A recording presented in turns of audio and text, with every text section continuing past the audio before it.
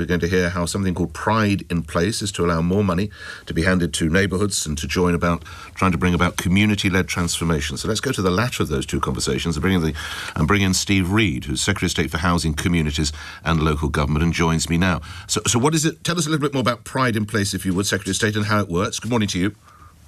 Good morning, Nick. It's good to be back on your show. Congratulations on your new listener figures. Thank you very much, sir. Very impressive. Very impressive. Yep.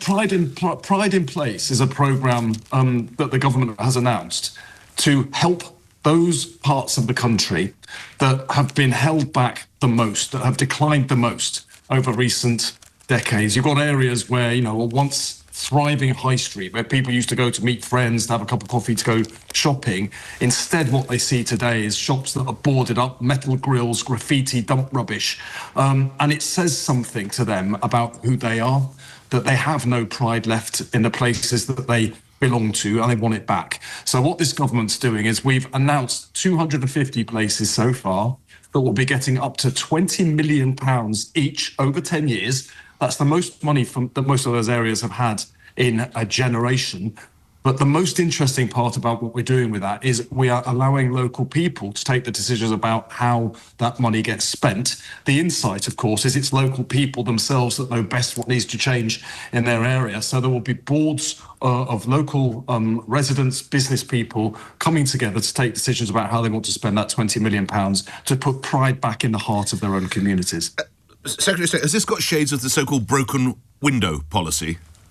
It does have shades of that, but it goes. I think it goes deeper than that. It's like people feel a profound sense of loss. I've been to towns up and down the country where you go to the town centre or the shopping parade, and people will tell you, well, we used to come here and we used to there used to be a pub on the corner, there used to be a cafe there used to be a row of shops here, and now look at it, and they're despairing about it. And if we want people, we can't, there's no point politicians like me going around and talking about how we want to renew the country if people don't see and feel that renewal on their own doorstep. So this is about putting money in people's pockets so they can take action for themselves. Now, we know that when you do that, the broken windows line, it was from when Giuliani was mayor of New York, of course, which is if you fix the visible problems, you actually get a reduction in things like crime. People tend to be more successful in those areas. I subscribe to all of that. It's proven to work, and this should make a big difference to those communities. How do these good folk get their hands on the cash, Secretary of State? Well, the funding is going to local authorities, but the councils can't spend it themselves. They have to work with local MPs. They have to set up a board of local representatives. The board will engage with the wider community and they'll take decisions for themselves. Quite interesting, the first 150... the first 75 have come back, having done their consultation. 80% of them want to use the money to upgrade high streets. They could do anything, and they can bring empty shops back into use. They can upgrade parks and green spaces, but 80% of them are focused on high streets. There's something very iconic about the high street being the heart of the town, and people feeling that heart has been ripped out. OK, I mean, if I take you to an area you know well, Croydon, that has a crime rate that is 18% higher than the UK national average. So I could say, physician, heal thyself. What are you doing in Croydon? Well, that's right. And well, it is right. So you're preaching to the rest of the country, and look at Croydon, your patch. Yeah, well, I don't run Croydon, of course. I'm the MP. You don't run it, but you're the MP for Croydon North. When I did run a council, violent crime plunged by 1/3 in 18 months because we took exactly this kind of approach. What we did was we gave local people... What's happening in Croydon now, then? Well, Croydon is getting some of the Pride in Place funding, so local people there will be able to take decisions about how they want it spent. Right. That's exactly what I did when I was leader of Lambeth Council, when we gave more decision-making powers to the communities that were affected by violent youth crime. Their insights were better than politicians, and they cut violent youth offending by 1/3 in 18 months. I want to see that happen everywhere. All right, let's move to the broader conversation. I'm grateful for your input on that. If we're talking about decision-making, what are we to make of a Prime Minister who decided to appoint Peter Mandelson to the role in Washington, knowing he'd maintained links with Jeffrey Epstein after he was convicted of sex crimes? What does that say of his decision-making? I think what it says, first and foremost, is that Peter Mandelson's lying and deception was absolutely outrageous. I agree, but what does it say of the PM's decision-making? Well, the PM was lied to, like all of us, by Peter Mandelson. He deceived the media, he deceived the victims. The Prime Minister knew that Lord Mandelson had maintained a friendship with Epstein after his conviction, his sexual crime. I ask again, so Mandelson is a liar, we all know that. What does that say about the Prime Minister's decision-making ability? Well, the documents that detail this will be published, but Mandelson made out that his relationship with Epstein was next to nothing, that they barely knew each other, that they didn't have an ongoing relationship, and there was a full vetting process that was gone through. The detail of that will now be published so everybody can see. When did the full vetting process take place? When he was appointed ambassador to the United States. So that documentation prior to his documentation.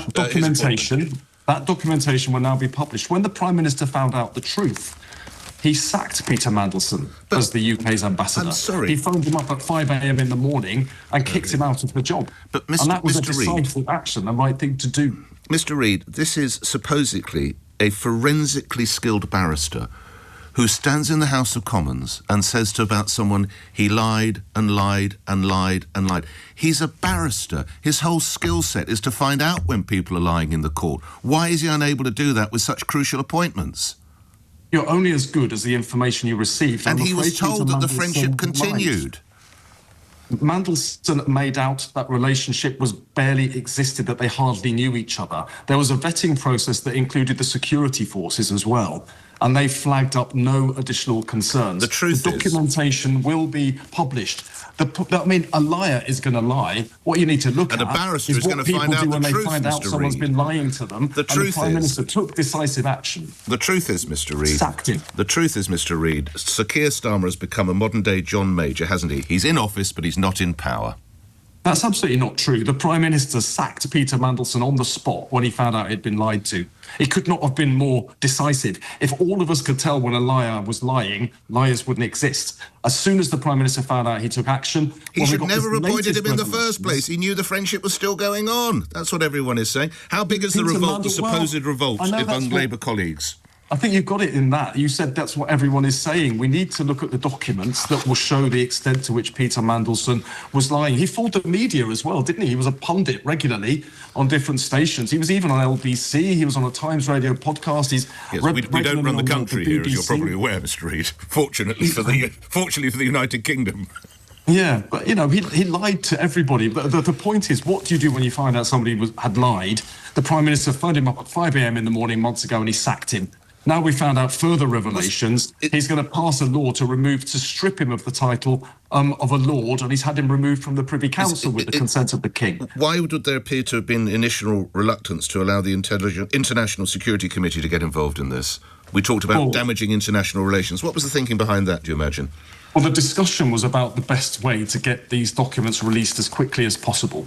The Prime Minister proposed that it should be the Cabinet Secretary, who's an independent civil servant, that should do the vetting. This was the person who didn't investigate in September when a former Prime Minister, Gordon Brown, raised concerns. There was an investigation and it didn't show anything up. We had a 6-hour not according to former Prime Minister.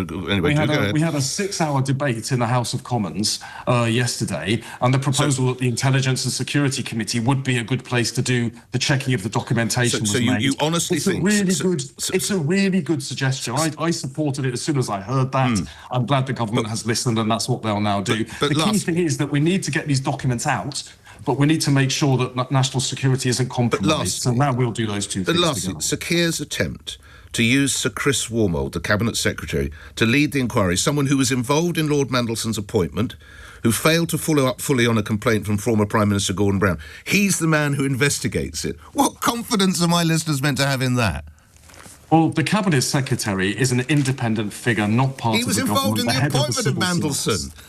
Is the head of the civil service, but the government has accepted the proposal that it should be the Intelligence Committee that checks these documents. So that's what will happen. The key thing is we want these documents out as quickly as possible so that you and your listeners and viewers can all see what the Prime Minister saw when Peter Mandelson lied to him. 20 years ago, Tony Blair once said the New Labour project will only be complete when the party came to love Peter Mandelson. Did the party ever love Peter Mandelson? Did you professionally ever love Peter Mandelson? Steve Reid? Well, Tony Blair couldn't have got that one more wrong, could he? We now see what Peter Mandelson truly is, and he's facing a prosecution, and rightly so. Grateful for your time, Steve Reid, talking about a total value of £800 million being made available to local people to restore pride and value in their neighbourhood. Steve Reid, Secretary of State for Housing, Communities and Local Government. Thank you. 1 minute after 8.